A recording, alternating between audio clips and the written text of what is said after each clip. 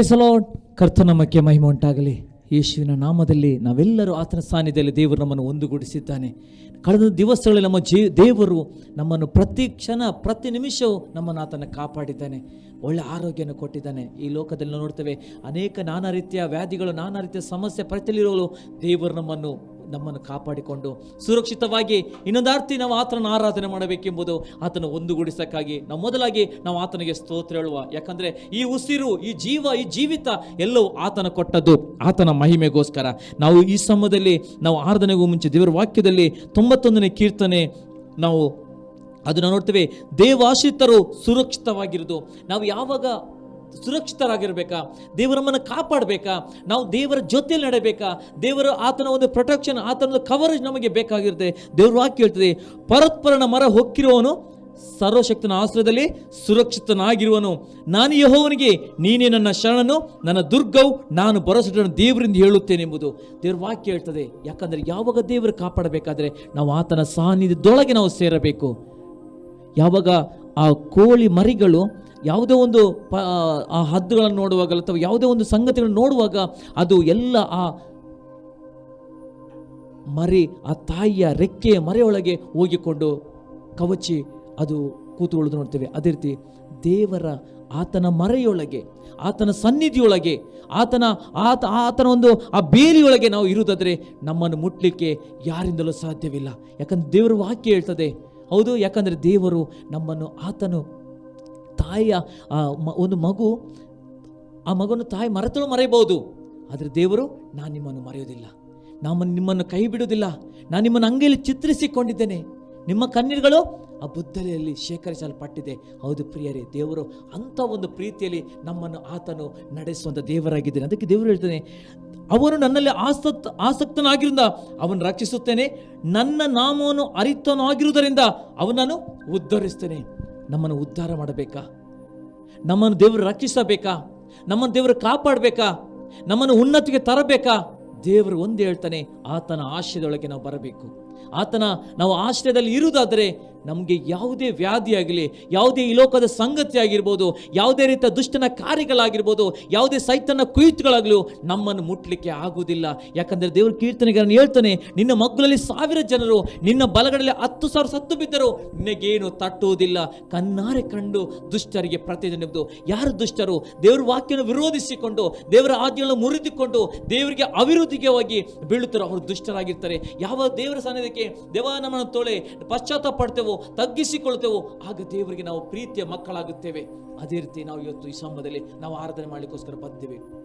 ನಾವು ಈ ಸಮಯದಲ್ಲಿ ಆತನ ಆಶ್ರಯಕ್ಕೆ ಓಡಿಕೊಂಡು ಬರುವ, ಆತನ ಸಾನ್ನಿಧ್ಯ ನಮಗೆ ಬೇಕು. ಆತನ ಪ್ರಸನ್ನತೆಯಲ್ಲಿ ನಮ್ಮನ್ನು ಪರಿಪೂರ್ಣವಾಗಿ ಒಪ್ಪಿಸಿಕೊಳ್ಳೋಣ. ಆತ ನಮ್ಮ ಮಧ್ಯದಲ್ಲಿ ಚಲಿಸ್ತಾ ಇದ್ದಾನೆ. ಪವಿತ್ರಾತ್ಮ, ಯಾಕಂದ್ರೆ ದೇವರ ವಾಕ್ಯ ಹೇಳ್ತದೆ, ಎಲ್ಲಿ 2-3 ನನ್ನ ನಾಮದಲ್ಲಿ ಸೇರಿ ಬರುತ್ತಾರೋ ಅವರ ಮಧ್ಯದಲ್ಲಿ ನಾನು ಇದ್ದೇನೆ ಎಂಬುದು. ದೇವರಾತ್ಮನ ಇವತ್ತು ನಮ್ಮ ಮಧ್ಯದಲ್ಲಿದ್ದಾನೆ. ದೇವರಾತ್ಮನ ತಿರುಗಾಡ್ತಾ ಇದ್ದಾನೆ. ದೇವರಾತ್ಮನಿಗೆ ನಾವು ರೆಸ್ಪೆಕ್ಟ್, ಗೌರವಿಸುವುದಾದರೆ ಆತನು ಪರಿಪೂರ್ಣವಾಗಿ ನಮ್ಮ ಆರಾಧನೆ ಆತನು ಮೆಚ್ಚುವನಾಗಿದ್ದಾನೆ. ಆತನ ಒಂದು ಚಲಿಸುವಿಕೆ, ಆತನ ಒಂದು ಸ್ಪರ್ಶತೆಯನ್ನು ನಾವು ಕಾಣಲಿಕ್ಕೆ, ನಾವು ಸ್ಪರ್ಶತೆ ಮಾಡಲಿಕ್ಕೆ ಮಾತ್ರ ಸಾಧ್ಯ ಉಂಟು. ಯಾಕಂದ್ರೆ ಕೀರ್ತನೆಯಲ್ಲಿ 34ನೇ ಕೀರ್ತನೆ 8ರ ವಾಕ್ಯ ಹೇಳ್ತದೆ, ಯೆಹೋವನು ಸರ್ವೋತ್ತಮನೆಂದು ಅನುಭವದಿಂದ ಸವಿದು ನೋಡಬೇಕು. ನಾವು ಆತನನ್ನು ಸ್ಪರ್ಶಿಸಿ, ಆತನ ಮುಟ್ಟಿಕೊಂಡು, ಆತನ ದೇವರು ಒಳ್ಳೆಯವನಾಗಿದ್ದಾನೆ, ದೇವರು ಒಳ್ಳೆಯವನಾಗಿದ್ದಾನೆ ಎಂಬುದು ನಾವು ಕೀರ್ತಿಸೋರಾಗಬೇಕು. ಅದಕ್ಕೋಸ್ಕರ ಈ ಸಮಯದಲ್ಲಿ ನಾವು ಆರಾಧನೆಗೆ ಹೋಗೋ ಮುಂಚೆ ನಮ್ಮನ್ನು ನಾವು ತಗ್ಗಿಸಿಕೊಳ್ಳುವ. ದೇವ, ಹೌದು ಕರ್ತನೆಪ್ಪ, ನಾನು ಯಾವ ಕ್ಷೇತ್ರದಲ್ಲಿ ಸ್ವಾಮಿ ಇನ್ನೂ ನಿನ್ನ ಸಾನ್ನಿಧ್ಯಕ್ಕೆ ನಾನು ಬರಲಿಲ್ಲ, ಯಾವ ಕ್ಷೇತ್ರದಲ್ಲಿ ಸ್ವಾಮಿ ನನ್ನ ಬಲದಲ್ಲಿ ನಾನು ಹೋಗುತ್ತಾ ಇದ್ದೇನೆ, ಆ ಒಂದು ಕ್ಷೇತ್ರವನ್ನು ಪರಿಪೂರ್ಣವಾಗಿ ತ್ಯಜಿಸಿಕೊಂಡು ದೇವರ ಆಶ್ರಯಕ್ಕೆ ಓಡಿಕೊಂಡು ದೇವರ ಆಶ್ರಯಕ್ಕೆ ನಮ್ಮನ್ನು ಒಪ್ಪಿಸೋದರೆ ದೇವ ನಮ್ಮನ್ನು ನಡೆಸು. ಪವಿತ್ರಾತ್ಮನೇ ನಮ್ಮನ್ನು ನಡೆಸು. ದೇವರನ್ನು ನಂಬುತ್ತೇವೆ ಕರ್ತನೆಪ್ಪ, ನಿನ್ನ ವಿಶೇಷವಾದ ಆ ಮಹಿಮೆಯು ಈ ಮಂಡಳಿ ಆವರಿಸಬೇಕು. ಇದನ್ನು ನೋಡುವಂಥ ಒಬ್ಬರು ಜೀವಿತಲ್ಲೂ ದೇವ ಎಲ್ಲರೂ ನಿನ್ನ ಅಧೀನಕ್ಕೆ ಬರಬೇಕು. ನಿನ್ನ ಆಶಯಕ್ಕೆ ಓಡಿಕೊಂಡು ಬರುವಂಥ ಮಕ್ಕಳಾಗಿ ನೀನು ಮಾರ್ಪಡಿಸಬೇಕಾಗಿ ಪ್ರಾರ್ಥಿಸಿಕೊಳ್ತೇವೆ. ಯಾವುದೇ ವ್ಯಾಧಿ ಇರ್ಬೋದು, ಯಾವುದೇ ಸಂಕಟ ಇರ್ಬೋದು, ಯಾವುದೇ ಪರಿಸ್ಥಿತಿ ಇರ್ಬೋದು, ಆದರೆ ಯೇಸುವಿನ ಆ ಒಂದು ಆಶ್ರಯಕ್ಕೆ ಬರುವುದಾದರೆ, ಯೇಸುವಿನ ಪರಸ್ಪರ ಮರ ಹೊಕ್ಕಿರುವುದಾದರೆ ದೇವರು ಹೇಳ್ತಾನೆ, ನಾನು ನಿಮಗೆ ಬಿಡುಗಡೆ ಕೊಡ್ತೇನೆ, ನಾನು ನಿಮಗೆ ಆಶೀರ್ವಾದ ಮಾಡ್ತೇನೆ, ನಾನು ನಿಮ್ಮನ್ನು ಉದ್ಧರಿಸ್ತೇನೆ, ನಾನು ನಿಮ್ಮನ್ನು ಕಾಪಾಡುತ್ತೇನೆ ಎಂಬುದು. ಈ ಮೇರೆಗೆ ಪವಿತ್ರಾತ್ಮನೇ ನೀನು ಕಾಪಾಡಿದಕ್ಕಾಗಿ ಸ್ತೋತ್ರ. ಈ ಆರಾಧನೆ ಮುಖಾಂತರ ಅನೇಕರ ಜೀವಿತದಲ್ಲಿ ನೀನು ಕಟ್ಟುವುದಕ್ಕಾಗಿ ಸ್ತೋತ್ರ. ಅನೇಕರ ಜೀವಿತ ಬದಲಾಯಿಸಕ್ಕಾಗಿ ನಾನು ಸ್ತೋತ್ರ.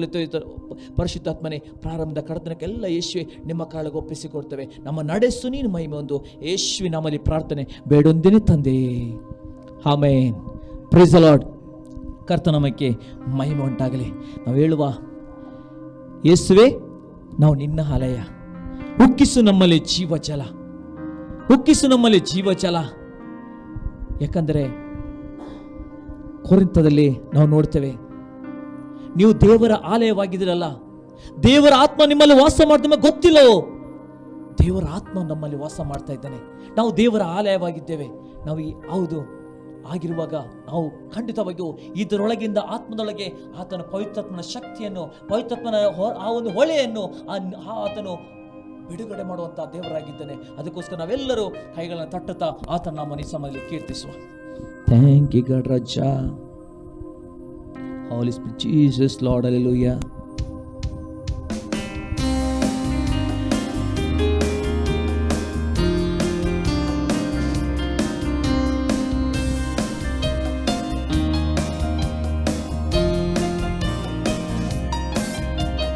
ಯೇಸುವೇ ನಾವು ನಿನ್ನ ಆಲಯ, ಉಕ್ಕಿಸು ನಮ್ಮಲ್ಲಿ ಜೀವಜಲ. ಯೇಸುವೇ ನಾವು ನಿನ್ನ ಆಲಯ, ಉಕ್ಕಿಸು ನಮ್ಮಲ್ಲಿ ಜೀವಜಲ. ಜಲ ಜಲ ಜಲ ಜಲ ಜೀವ ಜಲ, ಇದು ದೇವರ ಆತ್ಮನ ಬಲ. ಜಲ ಜಲ ಜಲ ಜಲ ಜೀವ ಜಲ, ಇದು ದೇವರ ಆತ್ಮನ ಬಲ. ಯೇಸುವೇ ನಾವು ನಿನ್ನ ಆಲಯ, ಉಕ್ಕಿಸು ನಮ್ಮಲ್ಲಿ ಜೀವಜಲ. ಯೇಸುವೇ ನಾವು ನಿನ್ನ ಆಲಯ, ಉಕ್ಕಿಸು ನಮ್ಮಲ್ಲಿ ಜೀವಜಲ. ಓಡಿ ನಾವು ತಣಿಯದಂತೆ, ನಡೆದು ನಾವು ಬಳಲದಂತೆ. ಓಡಿ ನಾವು ತಣಿಯದಂತೆ, ನಡೆದು ನಾವು ಬಳಲದಂತೆ. ದಯಪಾಲಿಸು ನಿನ್ನ ಆತ್ಮನ ಬಲ, ದಯಪಾಲಿಸು ನಿನ್ನ ಆತ್ಮನ ಬಲ. ಜಲ ಜಲ ಜಲ ಜಲ ಜೀವ ಜಲ, ಇದು ದೇವರ ಆತ್ಮನ ಬಲ. ಜಲ ಜಲ ಜಲ ಜಲ ಜೀವ ಜಲ, ಇದು ದೇವರ ಆತ್ಮನ ಬಲ. ಯೇಸುವೇ ನಾವು ನಿನ್ನ ಆಲಯ, ಉಕ್ಕಿಸು ನಮ್ಮಲ್ಲಿ ಜೀವಜಲ. ಯೇಸುವೇ ನಾವು ನಿನ್ನ ಆಲಯ, ಉಕ್ಕಿಸು ನಮ್ಮಲ್ಲಿ ಜೀವಜಲ. ದುರಾತ್ಮ ಸೇನೆಗಳ ಮೇಲೆ ನಾವು ಹೋರಾಡಿ ಜಯ ಹೊಂದಲು. ದುರಾತ್ಮ ಸೇನೆಗಳ ಮೇಲೆ ನಾವು ಹೋರಾಡಿ ಜಯ ಹೊಂದಲು. ದಯಪಾಲಿಸು ನಿನ್ನ ಆತ್ಮನ ಬಲ, ದಯಪಾಲಿಸು ನಿನ್ನ ಆತ್ಮನ ಬಲ. ಜಲ ಜಲ ಜಲ ಜಲ ಜೀವ ಜಲ, ಇದು ದೇವರ ಆತ್ಮನ ಬಲ. ಜಲ ಜಲ ಜಲ ಜಲ ಜೀವ ಜಲ, ಇದು ದೇವರ ಆತ್ಮನ ಬಲ. ಯೇಸುವೇ ನಾವು ನಿನ್ನ ಆಲಯ, ಉಕ್ಕಿಸು ನನ್ನಲ್ಲಿ ಜೀವಜಲ. ಯೇಸುವೇ ನಾವು ನಿನ್ನ ಆಲಯ, ಉಕ್ಕಿಸು ನಮ್ಮಲ್ಲಿ ಜೀವಜಲ. ಅಂಧಕಾರ ಶಕ್ತಿಗಳ ಮೇಲೆ ನಾವು ಹೋರಾಡಿ ಜಯ ಹೊಂದಲು. ಅಂಧಕಾರ ಶಕ್ತಿಗಳ ಮೇಲೆ ನಾವು ಹೋರಾಡಿ ಜಯ ಹೊಂದಲು. ದಯಪಾಲಿಸು ನಿನ್ನ ಆತ್ಮನ ಬಲ, ದಯಪಾಲಿಸು ನಿನ್ನ ಆತ್ಮನ ಬಲ. ಜಲ ಜಲ ಜಲ ಜಲ ಜೀವ ಜಲ, ಇದು ದೇವರ ಆತ್ಮನ ಬಲ. ಜಲ ಜಲ ಜಲ ಜಲ ಜೀವ ಜಲ, ಇದು ದೇವರ ಆತ್ಮನ ಬಲ. ಯೇಸುವೇ ನಾವು ನಿನ್ನ ಆಲಯ, ಉಕ್ಕಿಸು ನನ್ನಲ್ಲಿ ಜೀವಜಲ. ಯೇಸುವೇ ನಾವು ನಿನ್ನ ಆಲಯ, ಉಕ್ಕಿಸು ನಮ್ಮಲ್ಲಿ ಜೀವಜಲ. ದುರಾತ್ಮ ಸೇನೆಗಳ ಮೇಲೆ ನಾವು ಹೋರಾಡಿ ಜಯ ಹೊಂದಲು. ದುರಾತ್ಮ ಸೇನೆಗಳ ಮೇಲೆ ನಾವು ಹೋರಾಡಿ ಜಯ ಹೊಂದಲು. ದಯಪಾಲಿಸು ನಿನ್ನ ಆತ್ಮನ ಬಲ, ದಯಪಾಲಿಸು ನಿನ್ನ ಆತ್ಮನ ಬಲ. ಜಲ ಜಲ ಜಲ ಜಲ ಜೀವ ಜಲ, ಇದು ದೇವರ ಆತ್ಮನ ಬಲ. ಜಲ ಜಲ ಜಲ ಜಲ ಜೀವ ಜಲ, ಇದು ದೇವರ ಆತ್ಮನ ಬಲ. ಯೇಸುವೆ ನಾವು ನಿನ್ನ ಆಲಯ, ಉಕ್ಕಿಸು ನಮ್ಮಲ್ಲಿ ಜೀವ ಜಲ. ಯೇಸುವೆ ನಾವು ನಿನ್ನ ಆಲಯ, ಉಕ್ಕಿಸು ನಮ್ಮಲ್ಲಿ ಜೀವ ಜಲ. ಯೇಸುವೆ ನಾವು ನಿನ್ನ ಆಲಯ, ಉಕ್ಕಿಸು ನಮ್ಮಲ್ಲಿ ಜೀವ ಜಲ. ಯೇಸುವೆ ನಾವು ನಿನ್ನ ಆಲಯ, ಉಕ್ಕಿಸು ನಮ್ಮಲ್ಲಿ ಜೀವ ಜಲ. ಜೀವ ಜಲ ಕರ್ತನಪ್ಪ, ಹೊರತೆಗಳಾಗಿ ಸ್ವಾಮಿ ಅಪ್ಪ. ಹೌದು ಕರ್ತನಪ್ಪ, ನೀನು ಯೋಹಾನ ಸುವಾರ್ತೆಯಲ್ಲಿ ಹೇಳಿದೆ ಸ್ವಾಮಿ, ಯಾರಿಗೆ ಬಾಯಾರಿಕೆ ಆಗಿದೋ ಅವರು ಬಂದು ಕುಡಿಯಲಿ ಎಂಬುದು ಸ್ವಾಮಿ. ದೇವ ನಿನ್ನ ಹೊಟ್ಟೆಯೊಳಗಿಂದ ಜೀವಧಾರೆಗಳು ಹೊರಡುವವು ಎಂಬುದು ಸ್ವಾಮಿ. ದೇವದ ಕರ್ತನಪ್ಪ ದೇವ, ಯಾರೋ ನಿನ್ನ ಹೌದು ಕರ್ತನಪ್ಪ ಈ ನೀರನ್ನು ಕುಡಿದವರು ದೇವ ಎಂದಿಗೂ ಅವರಿಗೆ ನೀರಡಿಕೆ ಆಗುವುದಿಲ್ಲ.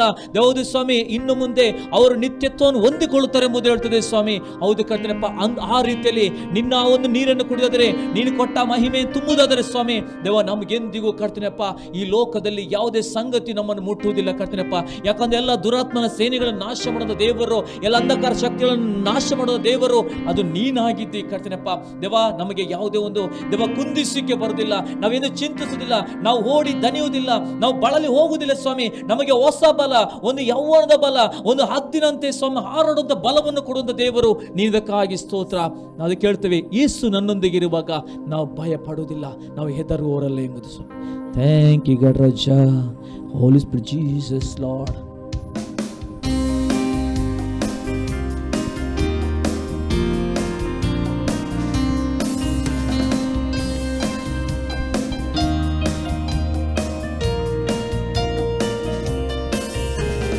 ಯೇಸು ನನ್ನೊಂದಿಗಿರುವಾಗ ನನಗೆ ಭಯವೇ ಇಲ್ಲ.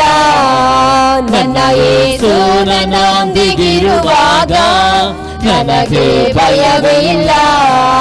ನನಗಾಗಿ ಯುದ್ಧ ಮಾಡಿ, ನನಗಾಗಿ ಯುದ್ಧ ಮಾಡಿ ಜಯವನ್ನು ನೀಡಿದನು, ಜಯವನ್ನು ನೀಡಿದನು. ಯೇಸು ನನ್ನೊಂದಿಗಿರುವಾಗ ನನಗೆ ಭಯವೇ ಇಲ್ಲ. ನನ್ನ ಯೇಸು ನನ್ನೊಂದಿಗಿರುವಾಗ ನನಗೆ ಭಯವೇ ಇಲ್ಲ. ಕಹಿಯಾದ ನೀರನ್ನು ಸಿಹಿಯಾಗಿ ಮಾರ್ಪಡಿಸಿದವನು ನನ್ನ ಕರ್ತನು. ಕಹಿಯಾದ ನೀರನ್ನು ಸಿಹಿಯಾಗಿ ಮಾರ್ಪಡಿಸಿದವನು ನನ್ನ ಕರ್ತನು. ಮಾರ್ಪಡದ ನನ್ನನ್ನು, ಮಾರ್ಪಡದ ನನ್ನನ್ನು ಮಾರ್ಪಡಿಸಿದ ಯೇಸು, ಮಾರ್ಪಡಿಸಿದ ಯೇಸು. ಯೇಸು ನನ್ನೊಂದಿಗಿರುವಾಗ ನನಗೆ ಭಯವೇ ಇಲ್ಲ. ನನ್ನ ಯೇಸು ನನ್ನೊಂದಿಗಿರುವಾಗ ನನಗೆ ಭಯವೇ ಇಲ್ಲ. ಕತ್ತಲ ಕಣಿವೆಯಲ್ಲಿ ನಡೆವಾಗಲೂ ಬೆಳಕಾದ ನನ್ನೇಸು. ಕತ್ತಲ ಕಣಿವೆಯಲ್ಲಿ ನಡೆವಾಗಲೂ ಬೆಳಕಾದ ನನ್ನೇಸು.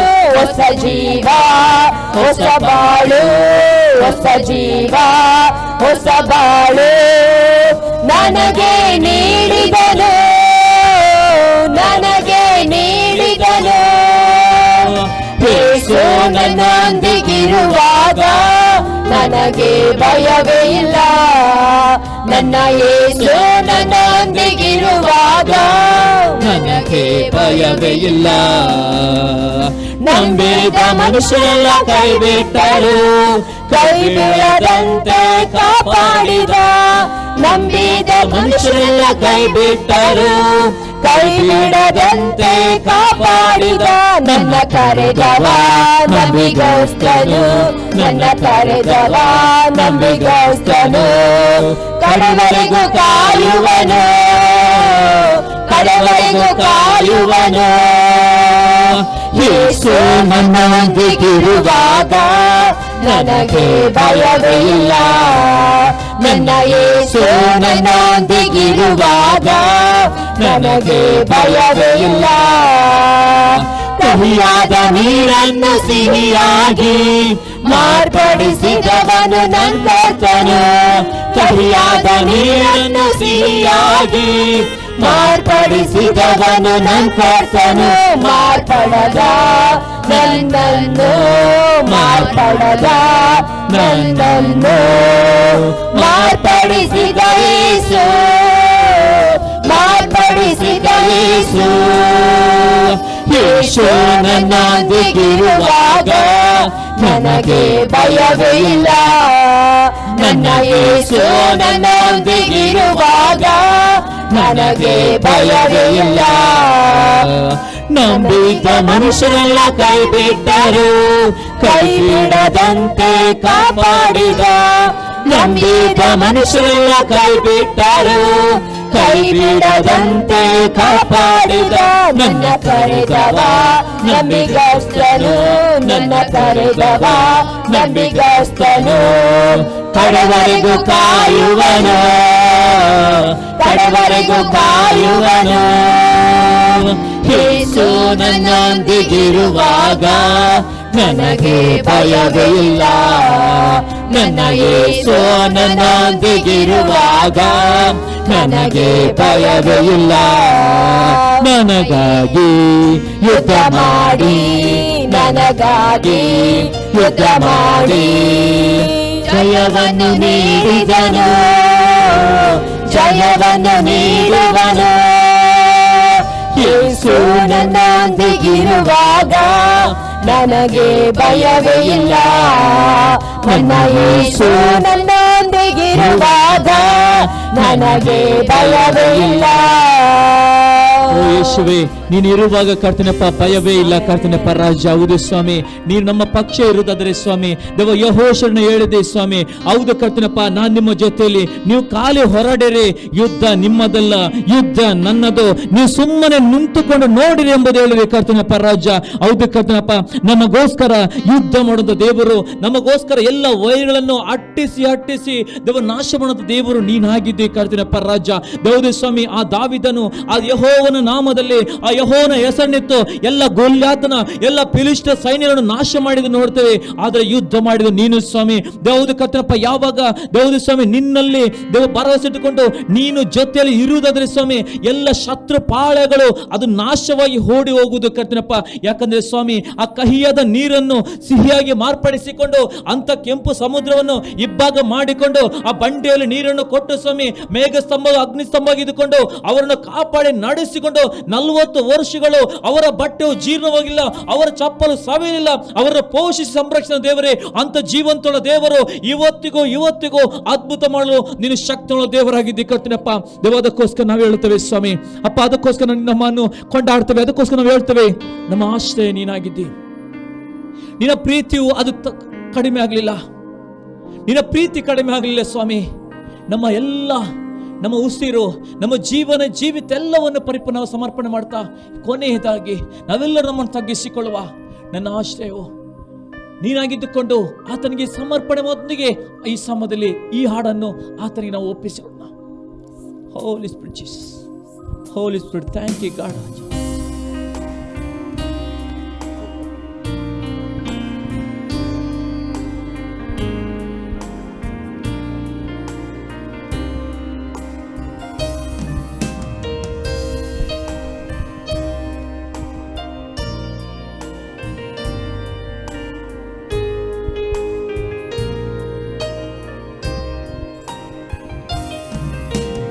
ಆಶ್ರಯವು ನೀನೇ యేసయ్య, ನನ್ನ ಆಧಾರವು ನೀನೇ యేసయ్య. ಆಶ್ರಯವು ನೀನೇ యేసయ్య, ನನ್ನ ಆಧಾರವು ನೀನೇ యేసయ్య.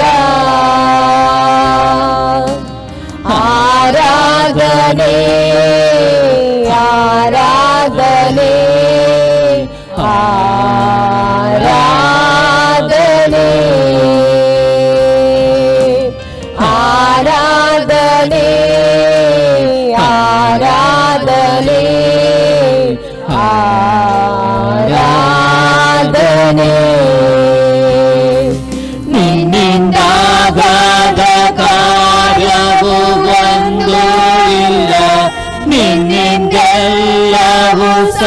ಸಾಧ್ಯವಯ್ಯ. ನಿನ್ನಿಂದಾಗದ ಕಾರ್ಯವು ಒಂದು ಇಲ್ಲ, ನಿನ್ನಿಂದೆಲ್ಲವೂ ಸಾಧ್ಯವಯ್ಯ. ಇದುವರೆಗೂ ನನ್ನ ನಡೆಸಿದ ಎಬಿನೇಜರ್ ನೀನೇ ಅಯ್ಯ. ಇದುವರೆಗೂ ನನ್ನ ನಡೆಸಿದ ಎಬಿನೇಜರ್ ನೀನೇ ಅಯ್ಯ. ಆರಾಧನೆ ಆರಾಧನೆ ಯಾವುದು ಕಾರ್ಯವು ಅದು ಸುಮಾರು ಆರಾಧನೆ ಆರಾಧನೆ ನನ್ನ ಆರಾಧನೆ. ಕಷ್ಟದ ದಿನದಿ ನನ್ನಾಯ ಜೊತೆಗಾರನೆ, ನನ್ನ ಕಣ್ಣೀರಿನ ಸಮಯದಲ್ಲೇ. ಕಷ್ಟದ ದಿನದಿ ನನ್ನಾಯ ಜೊತೆಗಾರನೆ, ನನ್ನ ಕಣ್ಣೀರಿನ ಸಮಯದಲ್ಲೇ. ನನ್ನ ಕಾಣುವ ನನ್ನ ಒಡೆಯನೇ, ಎಲ್ರೋಹಿ ನೀನೇನಯ್ಯ. ನನ್ನ ಕಾಣುವ ನನ್ನ ಒಡೆಯನೇ, ಎಲ್ರೋಹಿ ನೀನೇನಯ್ಯ. ಆರಾಧನೆ ಕಷ್ಟದ ಸಮಯದಲ್ಲಿ, ಕಣ್ಣೀರಿನ ಸಮಯದಲ್ಲೂ ಆತನ ನಾವು ಆತನ ಧ್ವನಿಯನ್ನು ಬಿಡುಗಡೆ ಶಕ್ತನಾದ ದೇವರು. ಆರಾಧನೆ ಆರಾಧನೆ ಆರಾಧನೆ. ನಿನ್ನ ಪ್ರೀತಿಯೇ ನನಗೆ ಸಾಕು ಅಯ್ಯ, ನಿನ್ನ ನೆರಳಲ್ಲಿ ಬದುಕುವೆನು. ನಿನ್ನ ಪ್ರೀತಿ ನನಗೆ ಸಾಕು ಅಯ್ಯ, ನಿನ್ನ ನೆರಳಲ್ಲಿ ಬದುಕುವೆನು. ನನ್ನ ನಡೆಸುವ ನನ್ನ ಕುರುಬನೇ, ಯೆಹೋವರುವ ನೀನೇ. ನನ್ನ ನಡೆಸುವ ನನ್ನ ಕುರುಬನೇ, ಯೆಹೋವರುವ ನೀನೇ. ಆರಾಧನೆ ಆರಾಧನೆ ಅವೆಲ್ಲರೂ ಸಮಯದಲ್ಲಿ ಆತನ ಆರಾಧನೆ ಮಾಡೋಣ. ಯಾಕಂದ್ರೆ ಆರಾಧನೆ ಆತನ ಯೋಧನೆ. ಯಾಕಂದ್ರೆ ವಾಕ್ಯ ಹೇಳ್ತದೆ, ಪ್ರೀತಿ ನಮಗೆ ಆತನ ಅಗಾಪ್ಯವಾದ ಪ್ರೀತಿಯನ್ನು ತೋರಿಸಿದ್ದಾನೆ, ಆತನ ಅಗಮ್ಯವಾದ ಪ್ರೀತಿ ತೋರಿಸಿದ್ದಾನೆ. ಅದನ್ನು ಸಾಕು. ಆತನ ಎಬ್ಬಿನೇಜರಾಗಿ, ಎಲ್ರೋಹಿಯಾಗಿ, ಯೆಹೋವ ಶಾಲಮಾಗಿ. ಆರಾಧನೆ ನಿನ್ನಿಂದಾದ ಕಾರ್ಯವು ಒಂದು ಇಲ್ಲ, ನಿನ್ನಿಂದೆಲ್ಲವೂ ಸಾಧ್ಯವಯ್ಯ. ನಿನ್ನಿಂದಾದ ಕಾರ್ಯವು ಒಂದು ಇಲ್ಲ, ನಿನ್ನಿಂದೆಲ್ಲವೂ ಸಾಧ್ಯವಯ್ಯ. ಇದುವರೆಗೂ ನನ್ನ ನಡೆಸಿದ ಎಬಿನೇಜರ್ ನೀನೇನಯ್ಯ. ಇದುವರೆಗೂ ನನ್ನ ನಡೆಸಿದ ಎಬಿನೇಜರ್ ನೀನೇನಯ್ಯ. ಆರಾಧನೆ ಆರಾಧನೆ ಆರಾಧನೆ ಆರಾಧನೆ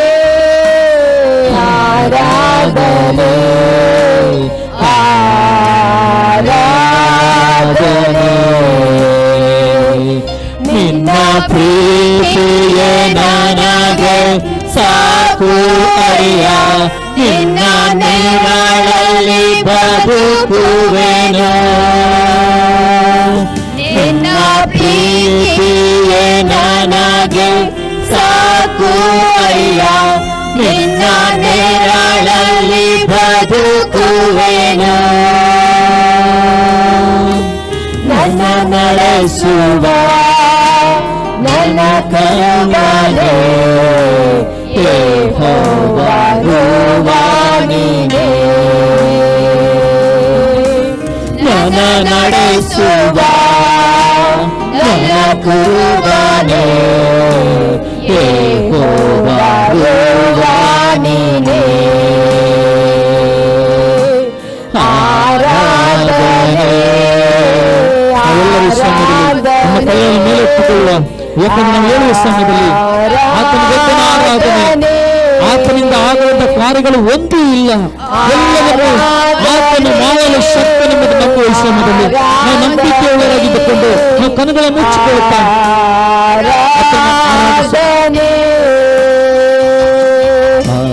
ಆಶ್ರಯವು ನೀನೇ ಸಯ್ಯ ನನ್ನ ಆಧಾರವು ನೀನೇ ಸಯ್ಯ. ಆಶ್ರಯವು ನೀನೇ ಸಯ್ಯ ನನ್ನ ಆಧಾರವು ನೀನೇ ಸಯ್ಯ. ಆರಾಧನೆ ಆರಾಧನೆ ಸಾನ್ನಿಧ್ಯದಲ್ಲಿ ಆತನೊಬ್ಬನ ಆರಾಧಿಸುವ, ಆತನೊಬ್ಬನ ನೋಡುವ, ಆತನ ಸಾನ್ನಿಧ್ಯಕ್ಕೆ ನಮ್ಮನ್ನು ಪರಿಪೂರ್ಣಪಡಿಸಿಕೊಡೋಣ. ಆತನ ಆಶ್ರಯಕ್ಕೆ ನಾವು ಓಡಿಕೊಳ್ಳುವ, ಆತನ ಸಾನ್ನಿಧ್ಯದಲ್ಲಿ ಆತನ ಅಪೇಕ್ಷಿಸುವ. ಓ ಯೇಸುವೇ, ದೇವನಿಗೆ ಸ್ತೋತ್ರ. ಅದ್ಭುತಗಳ ಅದ್ಭುತ ಮಾಡುವಂತ ದೇವರೇ, ಮಹಿಮೆಯಾಗಿ ನೀವು ತುಂಬಿಸುವಂತ ದೇವರೇ, ನಿನ್ನ ಗೊತ್ತನ್ನು ಆರಾಧಿಸುತ್ತೇವೆ ಸ್ವಾಮಿ. ನಿನ್ನ ಮಹಿಮೆಯನ್ನು ತುಂಬಿಸುವ, ನಿನ್ನ ಮಹಿಮೆಯನ್ನು ತುಂಬಿಸುವ. ಎಲ್ಲ ಕಟ್ಟಲ್ಪಡೆಗಳು, ಎಲ್ಲ ರೀತಿಯ ಬಂಧನಗಳು, ಎಲ್ಲ ರೀತಿಯ ಆ ದುಷ್ಟಂತನಂತ ಅಡ್ಡಿಗಳು ಅದು ನೀಗಲ್ಪಡಲಿ. ಎಲ್ಲ ಸೈತನ ತೂಕುಗಳು ಮುರಿಯಲ್ಪಡಲಿ. ಎಲ್ಲ ಬಂಧನಗಳು, ಎಲ್ಲ ಯಾವ ಸಂಗತಿಗಳು ಆತನು ಅಡ್ಡಿಪಡಿಸಿದನು ಅದೆಲ್ಲವೂ ಸುಗಮವಾಗಿ ದಾರಿ ತೆರೆಯಲ್ಪಡಲಿ. ಆತನಿಗೋಸ್ಕರ ದೇವರ ಸಾನ್ನಿಧ್ಯಕ್ಕೆ, ದೇವರ ಆಶ್ರಯಕ್ಕೆ, ದೇವರ ಆಶ್ರಯಕ್ಕೆ ನಾವು ಬರಬೇಕಾದ್ರೆ ಆತನು ನಮ್ಮ ಪ್ರಾರ್ಥನೆ, ನಮ್ಮ ನಿಮಗೆ ಸ್ತೋತ್ರ ತಿಳಿಸು. ಕರ್ತ ನಿಮಗೆ ಸ್ತೋತ್ರ. ಪರಿಶುದ್ಧಾತ್ಮನೇ ನಿಮಗೆ ಮಹಿಮೆ ಉಂಟಾಗಲಿ ಸ್ವಾಮಿ. ದೇವರು ನೀನು ನಡೆಸಕ್ಕಾಗಿ ಸ್ತೋತ್ರ, ನಮ್ಮ ಜೊತೆಲಿದ್ದಕ್ಕಾಗಿ ಸ್ತೋತ್ರ. ಪರಿಶುದ್ಧಾತ್ಮನೇ, ನಾವು ನಂಬುತ್ತೇವೆ ಸ್ವಾಮಿ, ನಿನ್ನಿಂದ ಆಗದಂತ ಕಾರ್ಯಗಳು ಒಂದೂ ಇಲ್ಲ. ಹೌದು ಸ್ವಾಮಿ, ಎಲ್ಲವನ್ನು ಮಾಡೋ ಶಕ್ತ ದೇವರು ಸ್ವಾಮಿ. ಅಪ್ಪ, ಈ ಆಹಾರವನ್ನು ವೀಕ್ಷಿಸುವಂತ ಪ್ರತಿಯೊಂದು ಕುಟುಂಬದಲ್ಲೂ ನೀನು ಸಾಧ್ಯವನ್ನು ಮಾಡಾಗಿ ತೋರಿಸಿದ್ದಿ ಕರ್ತನಪ್ಪ. ಎಲ್ಲವರ ಕಣ್ಣೀರು, ಅವರ ದುಃಖ ವೇದನೆಗಳನ್ನು ಸ್ವಾಮಿ ನೀನು ನಿವಾರಿಸಕ್ಕಾಗಿ ಸ್ತೋತ್ರ. ಮುಂದಿನ ಸಮಯದಲ್ಲಿ ಸೇವಕರ ಮುಖಾಂತರ ವಾಕ್ಯದಲ್ಲಿ ಮಾತನಾಡುವಾಗ ಆ ಪ್ರತಿಯೊಂದು ಮಾತುಗಳು, ಪ್ರತಿಯೊಂದು ವಾಕ್ಯಗಳು ಅವರ ಜೀವಿತದಲ್ಲಿ ಸ್ವಾಮಿ ಅದು ಕಾರ್ಯಗತವಾಗಲಿ ಸ್ವಾಮಿ. ಒಂದು ಕುಟುಂಬಗಳು ಸ್ವಾಮಿ ನಿನಗೋಸ್ಕರ ಪರಿಶುದ್ಧಾತ್ಮನೆ ಪ್ರಜ್ವಲಿಸುವ ಪಾದದಲ್ಲಿ ದೇವ ಪ್ರತಿಯೊಂದು ಮಹಿಮೆಯಿಂದ ತುಂಬಿಸಬೇಕಾಗಿ ಪ್ರಾರ್ಥಿಸಿಕೊಳ್ಳುತ್ತೇವೆ. ಪ್ರಾರಂಭದ ಕಡತನಕ್ಕೆ ಎಲ್ಲವನ್ನೂ ಯೇಸುವೆ ನಿಮ್ಮ ಕಾಲಕ್ಕೆ ಒಪ್ಪಿಸಿಕೊಡ್ತಾ ಈ ಪ್ರಾರ್ಥನೆ ಯೇಸುವಿನ ನಾಮದಲ್ಲಿ ಬೇಡಿ ಹೊಂದಿದ್ದೇವೆ ತಂದೆಯೇ, ಆಮೆನ್. Praise the lord. ದೇವರ ನಮಗೆ ಸ್ತೋತ್ರವಾಗಲಿ. ನಾವು ದೇವರ ವಾಕ್ಯಕ್ಕೋಸ್ಕರ ಕಣ್ಣು ಮುಚ್ಚಿಕೊಂಡು ಪ್ರಾರ್ಥನೆ ಮಾಡೋಣ. ಪರಲೋಕದಲ್ಲಿರುವ ತಂದೆ ದೇವರೇ, ಯೇಸು ಕ್ರಿಸ್ತನ ನಾಮದಲ್ಲಿ ನಾವು ನಿಮಗೆ ಸ್ತೋತ್ರ. ನಾವು ನಿನ್ನ ಸನ್ನಿಧಾನಕ್ಕೆ ಬರ್ತೇವೆ. ನಾವು ಧ್ಯಾನ ಮಾಡ್ತೇವೆ ಸಂದೇಶವನ್ನು ನಾವು ಪವಿತ್ರಾತ್ಮದಲ್ಲಿ ಅಭಿಷೇಕಿಸು. ಪವಿತ್ರಾತ್ಮ ನಿನ್ನನ್ನು ಸ್ವಾಗತಿಸಿ ನಮ್ಮ ಒಳ್ಳೆಯ ಬೋಧಕರು ನೀನಾಗಿದ್ದಿ. ಈ ವಾಕ್ಯದ ಮುಖಾಂತರ ನಿನ್ನ ಮಕ್ಕಳ ಸಂಗಡ ಮಾತನಾಡು ಪವಿತ್ರಾತ್ಮನೇ. ಈ ವಾಕ್ಯದಲ್ಲಿ ಪ್ರತಿ ಆತ್ಮಗಳಲ್ಲಿ ಜೀವವನ್ನು, ಪ್ರೋತ್ಸಾಹವನ್ನು, ಭಕ್ತಿ ಅಭಿವೃದ್ಧಿ ಉಂಟು ಮಾಡಿ ನಾನು ಬೇಡಿಕೊಳ್ತೇನೆ ಯೇಸು ಕ್ರಿಸ್ತ ನಾಮದಲ್ಲಿ, ಆಮೇನ್. ಇವತ್ತನ್ನು ಧ್ಯಾನ ಮಾಡ್ತೇವೆ ಜ್ಞಾನೋಕ್ತಿ ಪುಸ್ತಕ 21ನೇ ಅಧ್ಯಾಯದಲ್ಲಿ 23ನೇ ವಾಕ್ಯ.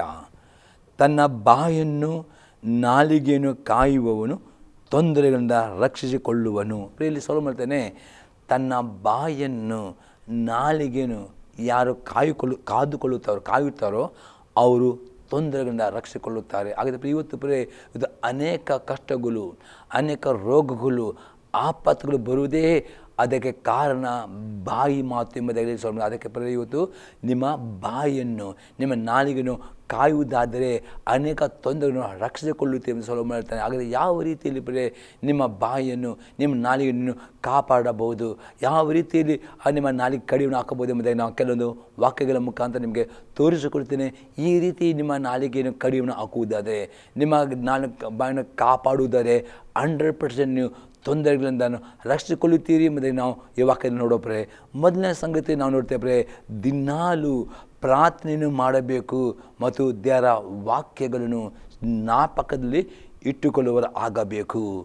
ಕೀರ್ತನೆ 39 ಅದರಲ್ಲಿ 1ನೇ ವಾಕ್ಯ, Psalm 39 verse 1, ನನ್ನ ನಾಲಿಗೆ ಪಾಪಕ್ಕೆ ಹೋಗದಂತೆ ಜಾಗರೂಕನಾಗಿರುವೆನು, ದುಷ್ಟರು ನನ್ನ ಮುಂದೆ ಇರುವಾಗ ಬಾಯಿಗೆ ಕುಕ್ಕೆ ಹಾಕಿಕೊಂಡವನು ಅಂದುಕೊಂಡೇನು. ದಾವೀದನಿಗೆ ಗೊತ್ತಿತ್ತು.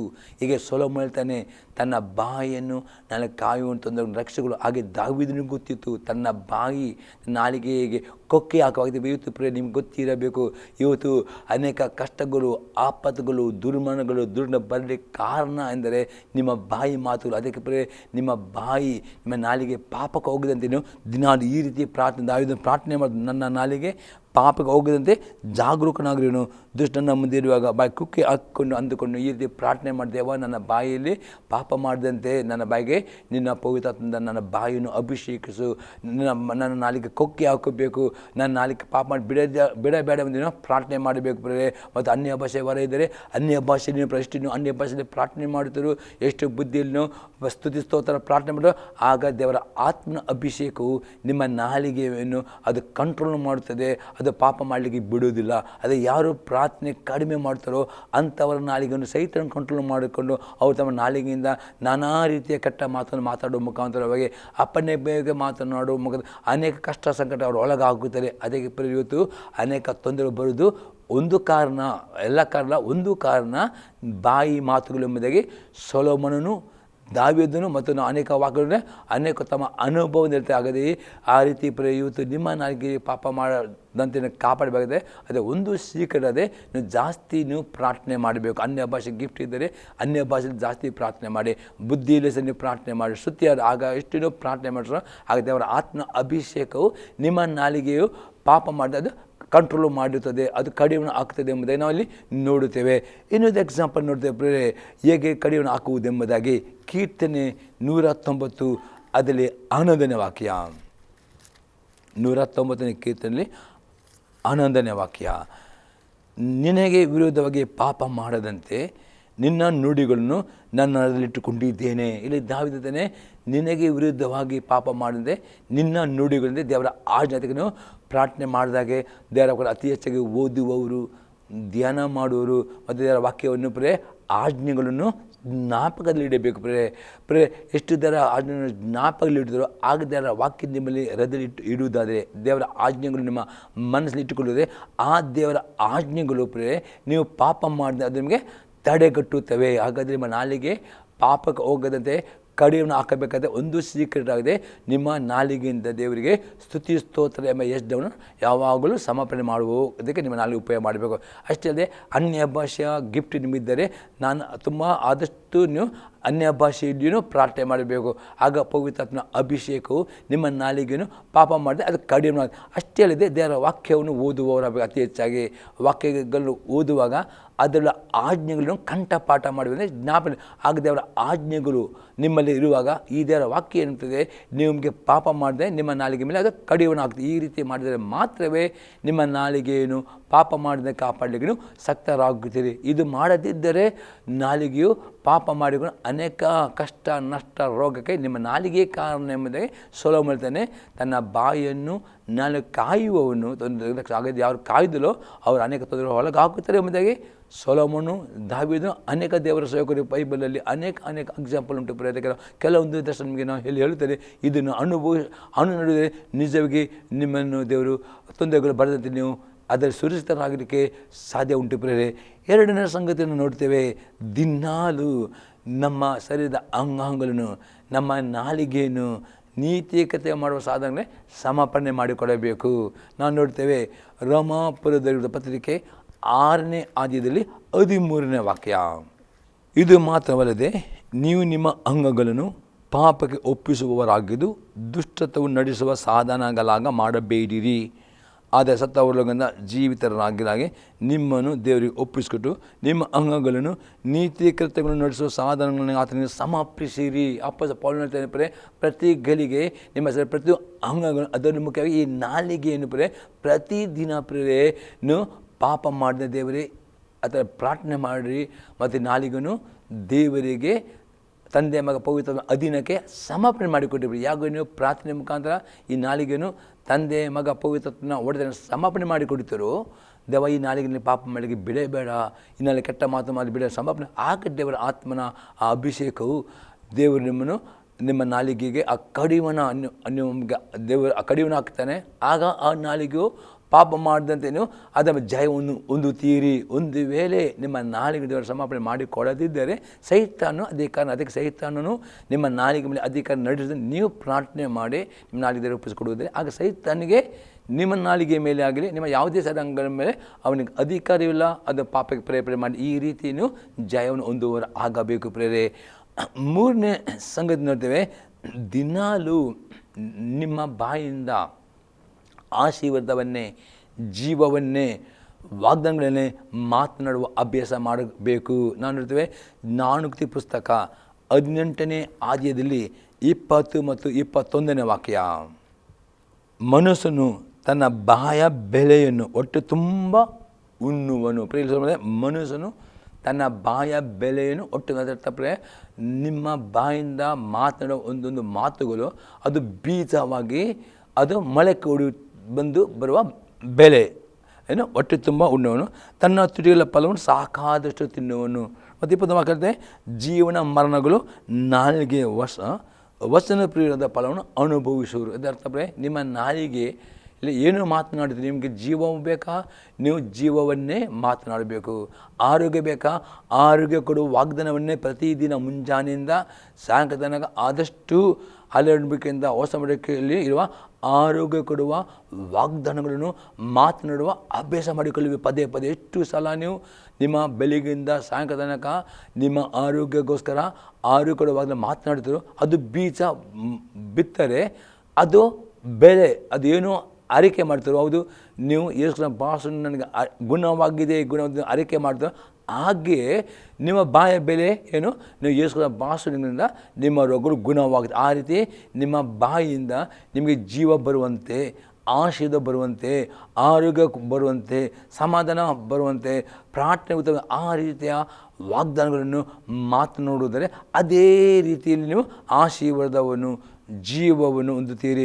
ಒಂದು ವೇಳೆ ನಿಮ್ಮ ನಾಲಿಗೆಯಿಂದ ಮರಣ ಮಾತನಾಡುವುದರೆ, ಅಪಘಾತ ಬಗ್ಗೆ ಮಾತನಾಡುವುದರೆ, ದುರ್ಮರಣ ಬಗ್ಗೆ ಮಾತನಾಡುವುದೇ, ದುರ್ಘಟನೆ ಬಗ್ಗೆ ಮಾತ್ರ ಹಾಗೇ ನಿಮಗೆ ರಿಟರ್ನ್ ಆಗಿ ಹಾಗೆ ಅಪಘಾತಗಳು ಸಂಭವಿಸುವುದು, ದುರ್ಘಟನೆ ಅದು. ಅದಕ್ಕೆ ಎಂದಿಗೂ ನಿಮ್ಮ ನಾಲಿಗೆಯಿಂದ ನಿಮ್ಮ ಬಡತನವಾಗಿ, ಅದಕ್ಕೆ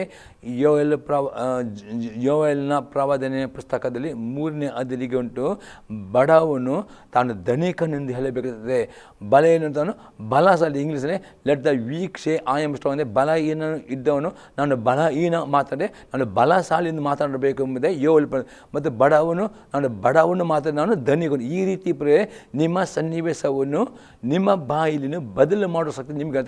ಅದಕ್ಕೆ ಇಲ್ಲಿ ಹೇಳ್ತಾನೆ, ಜೀವವು ಮರಣವು ನಿಮ್ಮ ನಾಲಿಗೆ ವಶವಾಗಿವೆ. ವಚನ ನೀವು ಏನು ಮಾತನಾಡ್ತೀವಿ ಅದು ಪ್ರೀತಿಯಿಂದ ಮಾತನಾಡ್ತೀವಿ ನಿಮಿತ್ತವೇ, ಅದು ಅದಕ್ಕೆ ನೀವು ಮಾತಾಡೋ ಮಾತುಗಳನ್ನು ಗಮನದಲ್ಲಿಡಬೇಕು. ಕೆಟ್ಟ ಮಾತು, ನಕಾರಾತ್ಮಕ ಮಾತು, ಅಪನಂಬಿಕೆ ಮಾತು, ಮರಣಕರವಾದ ಮಾತು, ಇನ್ನೊಬ್ಬರ ಮನಸ್ಸು ನೋವಿಸುವ ಮಾತು, ಕೋಪದ ಇದೆಲ್ಲ ಮಾತನಾಡಿದೆ ದೇವರ ವಾಕ್ಯವನ್ನು ಅಗರಾತ್ರಿ ಓದಬೇಕು, ಅದನ್ನ ಮನಸ್ಸಲ್ಲಿ ತುಂಬಬೇಕು. ಹೃದಯದಲ್ಲಿ ಇರುವುದೇ ಬಾಯಿಲಿ ಬರುತ್ತದೆ.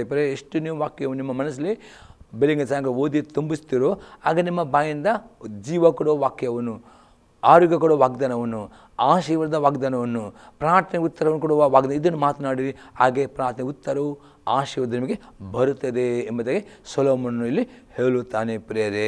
ಅದೇ ರೀತಿಯಲ್ಲಿ ಇನ್ನದು ನಾವು ಹೊಸ ನಂಬಿಕೆ ನಾವು ನೋಡ್ತೇವೆ, ಮಾತನಾಡುವುದು ಎಷ್ಟು ಅಗತ್ಯ ಎಂಬುದಾಗಿ ಮಾರ್ಕನ ಬರೆದ ಸುವಾರ್ತೆ 11ನೇ ಅಧ್ಯಾಯದಲ್ಲಿ 23 ಮತ್ತು 24ನೇ ವಾಕ್ಯ.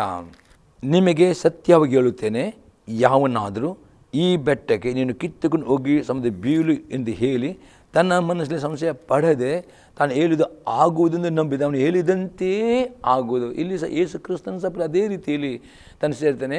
ನಿಮ್ಮ ಮಧ್ಯೆ ನಿಮ್ಮ ಸೈತಾನನ ಶೋಧಕನಾಗಿದ್ದಾನೆ.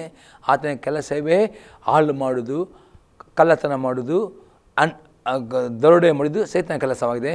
ಆದರೆ ನಿಮಗೆ ಗೊತ್ತಿರಬೇಕು, ಯೇಸು ಕ್ರಿಸ್ತ ಬಂದದ್ದು ಯಾವಾಗಲೂ ಜೀವ ಕೊಡಲಿಕ್ಕೆ, ಆಶೀರ್ವಾದ ಕೊಡಲಿಕ್ಕೆ, ನೀವು ತಗೊಳ್ಬೇಕು. ಅದಕ್ಕೆ ನಿಮಗೆ ಆಶೀರ್ವಾದ ಬೇಕಾ, ಜೀವ ಬೇಕಾ, ಆರೋಗ್ಯ ಬೇಕಾ, ಸಮಾಧಾನ ಬೇಕಾ? ಹಾಗಾದರೆ ಸೈತಾನ ಯಾವುದೇ ಬೆಟ್ಟ, ಯಾವುದೇ ಸಮಸ್ಯೆ ಅದನ್ನು ಮಾತನಾಡಿದೆ ಆ ಬೆಟ್ಟ, ಆ ಸಮಸ್ಯೆಗೆ ನೀವು ಏನು ಮಾಡಬೇಕು?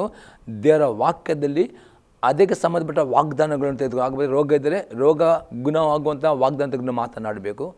ಸಾಲ ಇರಿದ್ದರೆ ಸಾಲದಿಂದ ಬಿಡುಗಡೆ ಸಿಗುವ ವಾಗ್ದಾನ. ಈ ರೀತಿ ನಿಮ್ಮ ಬೆಟ್ಟಕ್ಕೆ ಸರಿಯಾದ ವಾಗ್ದಾನ ದೇವರ ವಾಕ್ಯ ಹುಡುಕಿಕೊಂಡು ಅದನ್ನು ತೆಗೆದು ಪದೇ ಪದೇ ಮಾತನಾಡುವ ಅಭ್ಯಾಸ ಮಾಡಿಕೊಂಡರೆ ನೀವು ಮಾತನಾಡಿದಂತೆ ನಿಮ್ಮ ಮುಂದೆ ಬೆಟ್ಟಗಳು, ಗುಡ್ಡಗಳು ಅದು ಹೋಗಿ ಸಮುದ್ರ ಬಿದ್ದು ಇಲ್ಲವಾಗುತ್ತವೆ. ನೀವು ಮಾತನಾಡಿದಂತೆ ಆಗುತ್ತದೆ ಎಂಬುದು ಯೇಸು ಕ್ರಿಸ್ತ. ಮತ್ತು 20 ವಾಕ್ಯ, ಆದ ಕಾರಣ ನೀವು ಪ್ರಾರ್ಥನೆ ಮಾಡಿ ಏನೇನು ಬೇಡಿಕೊಳ್ಳುತ್ತೀರೋ ಅದನ್ನೆಲ್ಲ ಒಂದು ದಿನ ನಂಬಿರಿ, ಅದು ನಿಮಗೆ ಸಿಕ್ಕುವುದೆಂದು ನಿಮಗೆ ಹೇಳುತ್ತೇನೆ. ಇಲ್ಲಿ ಯೇಸು ಕ್ರಿಸ್ತ ನೀವು ಪ್ರಾರ್ಥನೆ ಮಾಡುವಾಗ ನೀವು ವ್ಯಕ್ತಿಗೆ ನೀವು ಪ್ರಾರ್ಥನೆ ಮಾಡಬಹುದು, ಗಂಡ ಹೆಂಡತಿ ಸೇರಿ ಪ್ರಾರ್ಥನೆ ಮಾಡ್ಬೋದು, ನಿಮ್ಮ ಸೇವಕರ ಸೇರಿ ಪ್ರಾರ್ಥನೆ ಮಾಡ್ಬೋದು, ಅಥವಾ ಫೋನ್ ಮುಖಾಂತರ ಸೇವಕರಿಗೆ ಫೋನ್ ಮಾಡಿ ನೀವು ನಂಬಬೇಕು. ಇಮ್ಮಿಡಿಯೇಟ್ ನಿಮ್ಮ ಪ್ರಾರ್ಥನೆ ಉತ್ತರ ಸಿಕ್ಕಿದೆಂಬುದೇ ಮತ್ತು ಉತ್ತರ ಸಿಗಲಿಲ್ಲ ಎಂಬುದಾಗೆ ನಕಾರಾತ್ಮಕ ಮಾತ್ರ ನಂಬಿಕೆಯಿಂದ ಆ ಪ್ರಾರ್ಥನೆ ಮಾತನಾಡುತ್ತಿದ್ರೆ 100% ನೀವು ನಂಬಿದಂತೆ ಮಾತನಾಡಿದಂತೆ ನಿಮ್ಮ ಜೊತೆ ಅದ್ಭುತಗಳು, ಬಿಡುಗಡೆಗಳು, ರೋಗ ಸೌಖ್ಯಗಳು, ಪ್ರಾರ್ಥನೆ ಉತ್ತರವು, ನಿಮ್ಮ ಕಷ್ಟಗಳು ಮಾಯವಾಗ್ತವೆ, ರೋಗಗಳು ಗುಣವಾಗ್ತವೆ. ಈ ರೀತಿ ಅದ್ಭುತ ಮಾಡುವ ಶಕ್ತಿ ನಿಮ್ಮ ನಾಲಿಗೆ.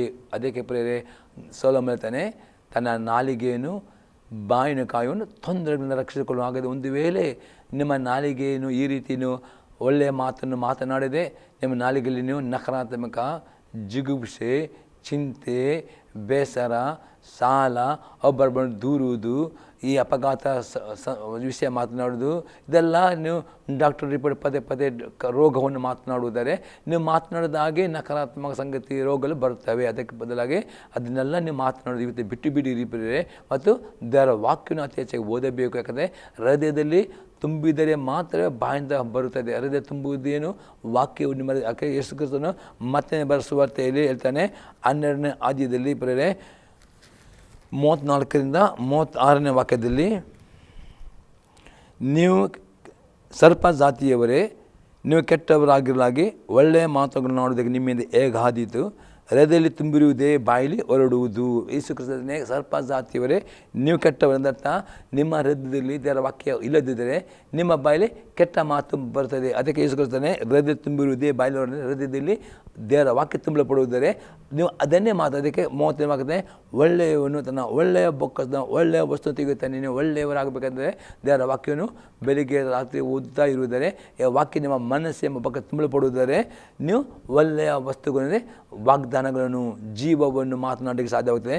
ಕೆಟ್ಟವನು ಕೆಟ್ಟ ಬೊಕ್ಕಸನ ಕೆಟ್ಟ ವಸ್ತುವನ್ನು ತೆಗೆಯುತ್ತಾನೆ. ಕೆಟ್ಟವೆಂದರೆ ನೀವು ದೇವರ ಬಗ್ಗೆ ಓದುವುದಿಲ್ಲವಾದರೆ, ದೇವರ ಬಗ್ಗೆ ಧ್ಯಾನ ಮಾಡಿದರೆ ಸೈತಾನ ನಿಮ್ಮ ಮನಸ್ಸಲ್ಲಿ ನಕಾರಾತ್ಮಕ ಚಿಂತೆ, ಬೇಸರ, ನಿರಾಶೆ, ರೋಗ ಎಲ್ಲ ಲೋಕದ ನ್ಯೂಸ್, ಲೋಕ ಸಂಗತಿ ಮತ್ತು ಅದನ್ನೇ ನೀವು ಮಾತನಾಡುತ್ತೀರಿ. ಅದೇ ಮಾತನಾಡಿದಾಗೆ ಅದೇ ಆಗ್ತದೆ. ಅದಕ್ಕೆ ಯೇಸು ಕ್ರಿಸ್ತನು 30ನೇ ವಾಕ್ಯದಲ್ಲಿ ಹೇಳ್ತಾನೆ, ಇದಲ್ಲದೆ ನಾನು ನಿಮಗೆ ಹೇಳುವುದೆಂದರೆ ಮನುಷ್ಯರು ಸುಮ್ಮನೆ ಆಡುವ ಪ್ರತಿಯೊಂದು ಮಾತಿನ ವಿಷಯವಾಗಿ ನಾಯಿ ವಿಷಯದಲ್ಲಿ ಉತ್ತರ ಕೊಡಬೇಕು.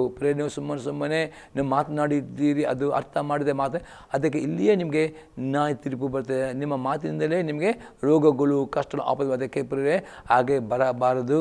ನಿಮ್ಮ ನಾಲಿಗೆಯಲ್ಲಿ ಜೀವ ಬರಬೇಕು, ಸಮಾಧಾನ ಮಾತನಾಡಬೇಕು. ಅದಕ್ಕೆ ನಿಮ್ಮ ನಾಲಿಗೆಯನ್ನು ಪಾಪ ಮಾಡದಂತೆ ನೀವು ಕಾಪಾಡಿಕೊಳ್ಳಿರಿ. ಮತ್ತು ನಾಲಿಗೆಯಲ್ಲಿ ಯಾವ ಜೀವ ಕೊಡುವಂಥ ಮಾತನ್ನು, ಆಶದ ಮಾತನ್ನು, ವಾಗ್ದಾನ ಮಾತನಾಡಲಿಕ್ಕೆ ಅಭ್ಯಾಸ ಮಾಡಿ ಪ್ರಾರ್ಥುತ್ತರ ಮಾತನಾಡಿ. ಆಗ ನಿಮ್ಮ ಮಾತಿನಲ್ಲಿ ಮಿರಾಕಲ್ ಆಗ್ತದೆ. ನಿಮ್ಮ ಪ್ರಾರ್ಥುತ್ತರ ಅತಿ ಬೇಗನೆ ಬರ್ತದೆ. ಅದಕ್ಕೆ ಇನ್ನೊಂದು ನಾವು ದೃಷ್ಟಾಂತ 2ನೇ ಕೊರಿಂಥದವರಿಗೆ ಬರೆದ ಪತ್ರಿಕೆ 4ನೇ ಅಧ್ಯಾಯದಲ್ಲಿ 13ನೇ ವಾಕ್ಯ, ಹೀಗಿದ್ದರೂ ನಂಬಿದೆನು, ಆದ್ದರಿಂದ ಮಾತಾಡಿದೆನು ಎಂಬ ಶಾಸ್ತ್ರೋಕ್ತದಲ್ಲಿ ಕಾಣುವ ನಂಬಿಕೆಯ ಭಾವವನ್ನೇ ಹೊಂದಿ ನಾವು ನಂಬಿದವರು ಅದನ್ನ ಮಾತನಾಡುತ್ತೇವೆ. ಪೌಲನು ಹೇಳ್ತಾನೆ, ಈಗಿರಿಂದ ನಂಬಿದೆನು, ಅದನ್ನ ಮಾತನಾಡಿದೆನು ಎಂಬ ಶಾಸ್ತ್ರದಲ್ಲಿ ಕಾಣುವ ನಂಬಿಕೆ ಭಾವನೆ ಹೊಂದಿ ನಾವು ನಂಬಿದವರು ಅದನ್ನ ಏನೇನು ನಂಬಿತೀರಿ? ಬರೀ ನೀವು ಮಾತನಾಡುವಾಗ ನಂಬಿಕೆಯಿಂದ ಮಾತಾಡೋದಕ್ಕೆ ಬರೀ ದೇವರ ವಾಕ್ಯ ಮಾತ್ರ ಜೀವವನ್ನು ಕೊಡುವ ಸಾಮರ್ಥ್ಯ ದೇವರ ವಾಕ್ಯ ಉಂಟು. ದೇವರ ವಾಕ್ಯದಲ್ಲಿ ಬರೀ ಸೃಷ್ಟಿ ಮಾಡುವ ಸಾಮರ್ಥ್ಯ ಉಂಟು. ದೇವರ ವಾಕ್ಯವು ಸೃಷ್ಟಿ ಮಾಡುತ್ತದೆ. ದೇವರ ವಾಕ್ಯ ಜೀವ ಕೊಡುತ್ತದೆ. ದೇವರ ವಾಕ್ಯ ಆರೋಗ್ಯ ಕೊಡುತ್ತದೆ. ದೇವರ ವಾಕ್ಯ ಸಮಾಧಾನ ಕೊಡುತ್ತದೆ. ದೇವರ ವಾಕ್ಯ ಕೇಳುವವರಿಗೆ ರೋಗಗಳು ಗುಣವಾಗ್ತದೆ. ಅದಕ್ಕೆ ಬರೀ ದೇವರ ವಾಕ್ಯವನ್ನು ನಂಬಬೇಕು. ಮತ್ತು ಆ ನಂಬಿಕೆಯಿಂದ ದೇವರ ವಾಕ್ಯದ ಮಾತನಾಡುವ ಅಭ್ಯಾಸ ಮಾಡಿದರೆ ನೀವು ಮಾತನಾಡಿದಂತೆ ನಿಮಗೆ ಆಶೀರ್ವಾದವು ಶುಭ ಕೃಪೆಗಳು ಹಿಂಬಾಲಿಸಿಕೊಂಡು ಬರುತ್ತವೆ. ಇನ್ನು ತಕ್ಷಣ ನೋಡ್ತೇವೆ ಪೇತ್ರನು ಬರೆದ ಮೊದಲನೇ ಪತ್ರಿಕೆ ಅದೇ 3ನೇ ಅಧ್ಯಾಯದಲ್ಲಿ 10-12 ವಾಕ್ಯ ತನಕ. First Peter chapter 3:10-12. ಜೀವದಲ್ಲಿ ಸಂತೋಷಪಟ್ಟು ಸುದಿನಗಳು ನೋಡುವುದಕ್ಕೆ ಇಷ್ಟವುಳ್ಳವನು ಕೆಟ್ಟದ್ದನ್ನು ನುಡಿದಂತೆ ತನ್ನ ನಾಲಿಗೆಯನ್ನು ವಂಚನೆ ಮಾತುಗಳ ತುಟಿಗಳನ್ನು ಬಿಗಿ ಹಿಡಿಯಲಿ. ಪೇತ್ರನು ಸಹ ಹೇಳ್ತಾನೆ, ನಿಮಗೆ ಜೀವದಲ್ಲಿ ಸಂತೋಷ ಪಡಬೇಕಾ? ಒಳ್ಳೆಯ ದಿವಸಗಳು ನಿಮಗೆ ನೋಡಬೇಕಾ? ಒಳ್ಳೆಯ ಭವಿಷ್ಯ ಬೇಕಾ? ಅಪಸ್ಪತನೆ ನಿಮ್ಮ ಕೆಟ್ಟದ್ದನ್ನು, ನಿಮ್ಮ ನಾಲಿಗೆಯಲ್ಲಿ ಕೆಟ್ಟದ್ದನ್ನು ಅಂದರೆ ಅಪನಂಬಿಕೆ ಮಾತು, ನಕಾರಾತ್ಮಕ ಮಾತು, ರೋಗದ ಮಾತು, ಶಾಪದ ಮಾತು, ಇದೆಲ್ಲ ಕೆಟ್ಟದ್ದನ್ನು ನುಡಿದಂತೆ ನನ್ನ ನಾಲಿಗೆಯನ್ನು ವಂಚನೆ ಮಾತುಗಳನ್ನಾಡಂತೆ ತುಟಿಗಳು ನಿಮ್ಮ ನಾಲಿಗೆಯನ್ನು ಬಿಗಿ ಹಿಡಿಯಬೇಕು. ಅದಕ್ಕೆ ಈ ನಾಲಿಗೆಯು ಪಾಪ ಮಾಡಿದಂತೆ ಪ್ರಾರ್ಥನೆ ಜಾಸ್ತಿ ಮಾಡಿ, ಪ್ರಾರ್ಥನೆಯನ್ನು ಎಷ್ಟು ಮಾಡುತ್ತೀರೋ ಅನ್ಯ ಭಾಷೆಯಲ್ಲೂ ಬುದ್ಧಿ, ಆವಾಗ ಮಾತ್ರ ಈ ದೇವರ ಆತ್ಮನ ಶಕ್ತಿ ಮಾತ್ರ ನಿಮ್ಮ ನಾಲಿಗೆ ಕಂಟ್ರೋಲ್ ಮಾಡಲಿಕ್ಕೆ ಆಗ್ತದೆ. ಪ್ರಾರ್ಥನೆ ಮಾಡದಿದ್ದರೆ ನಿಮ್ಮನ್ನು ಹತ್ರ ತರಲಿಕ್ಕೆ ಆಗುವುದಿಲ್ಲ. ಪ್ರಾರ್ಥನೆ ಅದರ ಜೊತೆಯಲ್ಲಿ ದೇವರ ವಾಕ್ಯವನ್ನು ಓದುವವರಾಗಬೇಕು.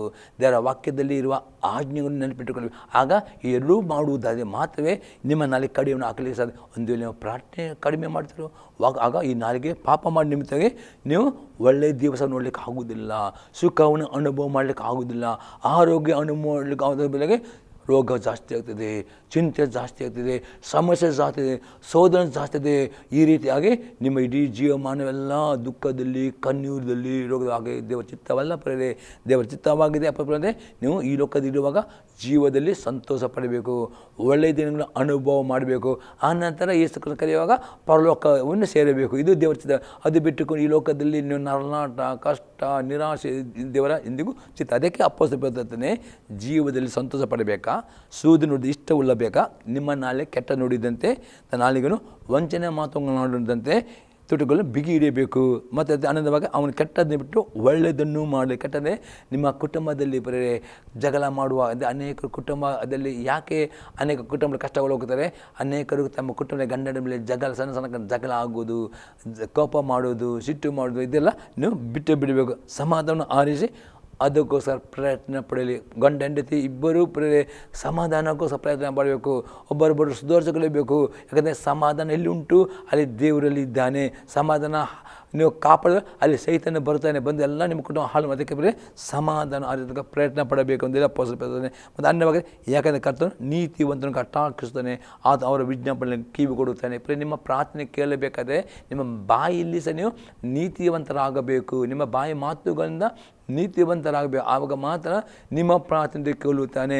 ನೀವು ಪ್ರಾರ್ಥನೆ ತುಂಬ ಮಾಡಬಹುದು. ಅದು ನಿಮ್ಮ ಬಾಯಿ ಅಪನಂಬಿಕೆ, ನಿರಾಸೆ, ರೋಗ ಇದೆಲ್ಲ ಮಾತನಾಡಿದ್ರೆ ನೀವು ದುಷ್ಟರು. ಅದಕ್ಕೆ ಕೆಡುಕರಿಗೂ ಕರ್ತನ ಕೋಪ ಮುಖವನ್ನು ಕೆಡುಕರಿಂದನು ಅವರ ಬಾಯಲ್ಲಿ ಮಾತನಾಡಿದ ಕೆಟ್ಟ ಮಾತು, ಶಾಪದ ಮಾತು, ಕೋಪದಿದ್ದು ಈ ರೀತಿ ಮಾತಾಡಿದ್ರೆ ದೇವರ ಕೋಪ ನಿಮ್ಮ ಮೇಲೆ ಜಾಸ್ತಿ. ಅದಕ್ಕೆ ಆಗದಾಗೆ ನಿಮ್ಮ ನಾಲಿಗೆಯನ್ನು ಬಿಗಿ ಹಿಡಿಯಬೇಕು, ಕಡಿಮೆ ಹಾಕಬೇಕು ಎಂದಾಗೆ ಪೇತ್ರನು ಹೇಳ್ತಾನೆ. ಅದೇ ಯಾಕೋಬನ ಬರೆದ ಪತ್ರಿಕೆ 3ನೇ ಅಧ್ಯಾಯದಲ್ಲಿ 8-10 ವಾಕ್ಯದಲ್ಲಿ ಸಹ ನಾವು ಇದರ ಬಗ್ಗೆ ನೋಡ್ತೇವೆ.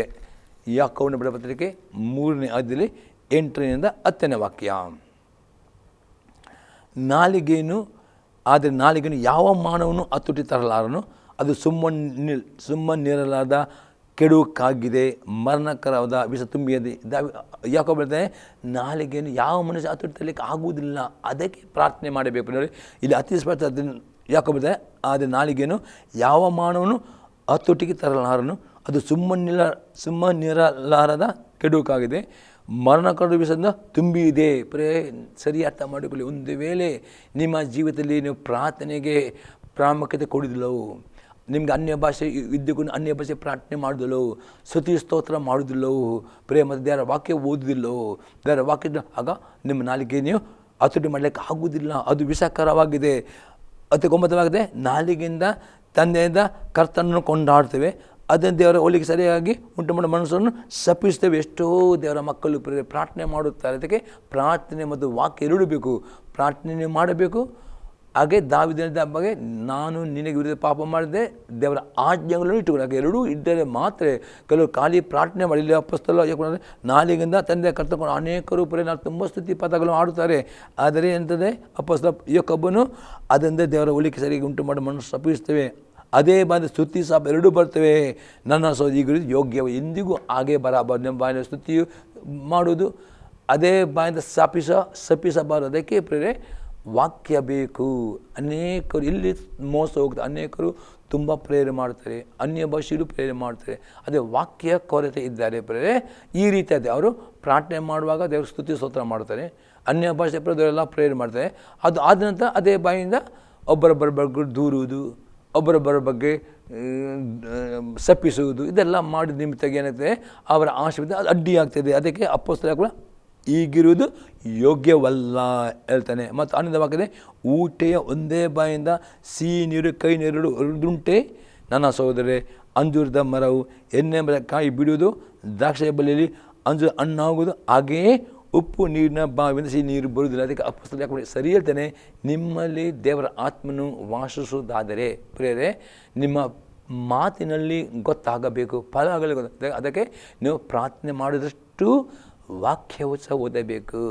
ವಾಕ್ಯ ಬರೀ ಓದುವುದು ಮಾತ್ರ ಅಲ್ಲ, ಬರೀ ಕೇಳುವುದು ಮಾತ್ರ ಅಲ್ಲ, ವಾಕ್ಯದಲ್ಲಿ ಬರಿಬಟ್ಟ ಆಜ್ಞೆಗಳನ್ನು ಪದೇ ಪದೇ ಓದಿ ಅದು ನಿಮ್ಮ ಮನಸ್ಸಲ್ಲಿ ಇಟ್ಟುಕೊಳ್ಳಿ, ಜ್ಞಾಪಕವಾಗಿ ಇಟ್ಟುಕೊಳ್ಳಿ. ಆವಾಗ ಮಾತ್ರ ನಿಮಗೆ ನಿಮ್ಮ ನಾಲಿಗೆ ಸೈತಾನನು ಪಾಪಕ್ಕೆ ಪ್ರೇರಣೆ ಮಾಡುವಾಗ ಇಮಿಡಿಯೇಟ್ ವಾಕ್ಯ ಅಂತ ನಿಮಗೆ ಅಡ್ಡಿ ಬಂದು ಆ ವಾಕ್ಯವು ನಿಮಗೆ ಕಡಿವನ್ನು ಹಾಕುತ್ತದೆ. ಆಗ ಮಾತ್ರ ನಿಮ್ಮ ನಾಲಿಗೆಯಲ್ಲಿ ನೀವು ಸ್ತುತಿ ಶಾಪ ಎರಡೂ ಮಾತನಾಡಲ್ಲ, ನೀವು ಸ್ತುತಿಸ್ತೀರಿ, ಅನ್ಯ ಭಾಷೆ ಪ್ರಾರ್ಥನೆ ಮಾಡ್ತೀರಿ, ವಾಗ್ದಾನ ಮಾತನಾಡಿದೆ. ಈಗ ನಿಮ್ಮ ಆಶೆ ಇಲ್ಲದೆ ಅನೇಕರು ವಾಕ್ಯ ಯಾರು ಓದುವುದಿಲ್ಲ, ಯಾರಲ್ಲಿ ವಾಕ್ಯದ ಧ್ಯಾನ ಕಡಿಮೆ ಉಂಟು ಅಥವಾ ವಾಕ್ಯ ಅವ್ರು ಏನು ಮಾಡ್ತಾರೆ, ಪ್ರಾರ್ಥನೆ ಮಾಡುತ್ತಾರೆ, ಸ್ತುತಿ ಮಾಡುತ್ತಾರೆ, ಸ್ತೋತ್ರ ಮಾಡುತ್ತಾರೆ.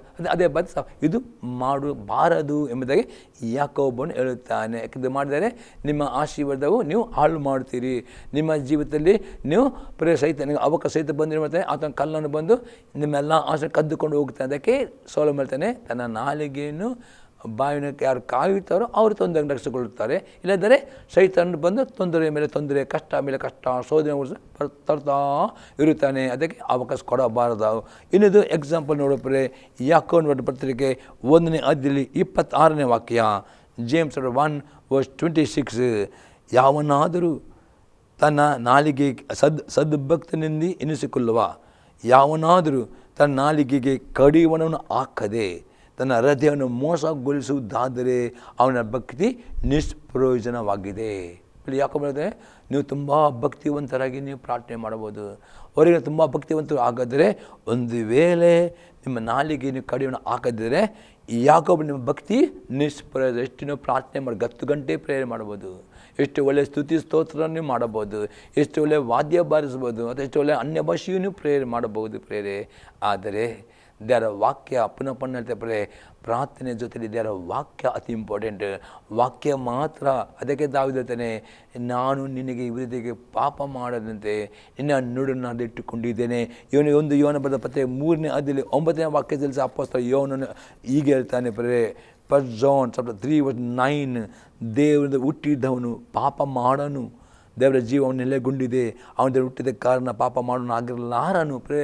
ಇವನಿದೆ ಯಾರು ಹುಟ್ಟಿದವರು ಪಾಪ ಮಾಡಿ, ಯಾಕೆ ಪಾಪ ಮಾಡಿದ, ದೇವರ ಜೀವ ಅಂದರೆ ದೇವರ ವಾಕ್ಯದಲ್ಲಿ ಜೀವ ಉಂಟು ಆ ದೇವರ ವಾಕ್ಯದಲ್ಲಿ ಜೀವ ಇರಬೇಕಾದ್ರೆ ಏನು ಮಾಡಬೇಕು, ಬರೀ ವಾಕ್ಯ ಓದೋದು ಮಾತ್ರ ಅಲ್ಲ, ವಾಕ್ಯ ಧ್ಯಾನ ಮಾಡಬೇಕು ಮತ್ತು ವಾಕ್ಯವನ್ನು ಜ್ಞಾಪಕದಲ್ಲಿ ಇಟ್ಟುಕೊಳ್ಳಲಿಕ್ಕೆ ಪ್ರಯತ್ನ ಮಾಡಬೇಕು. ಅದು ಇಂಪಾರ್ಟೆಂಟ್.